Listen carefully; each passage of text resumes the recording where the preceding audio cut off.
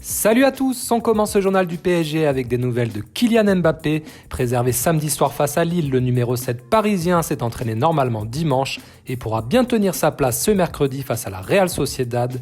Mbappé a d'ailleurs été acclamé par le CUP dimanche au campus PSG. Les ultras parisiens ont scandé Kylian à Paris et ce dernier a été visiblement touché par cette affection.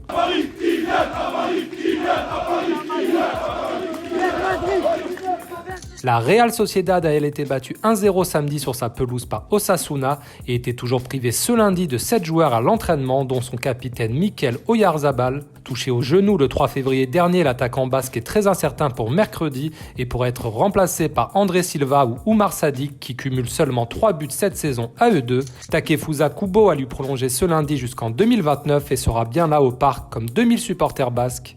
À J-2 du choc, on connaît également l'arbitre de la rencontre, il s'agit de l'Italien Marco Guida qui n'a dirigé que 7 matchs de Ligue des Champions jusque-là, dont la victoire 3-2 du PSG face à Leipzig en octobre 2021. Ce soir-là, il avait notamment accordé 2 pénaltys au PSG. Au repos ce lundi, les joueurs du PSG s'entraîneront ce mardi à 11h, puis Luis Enrique et Fabian Ruiz se présenteront devant la presse à partir de 13h.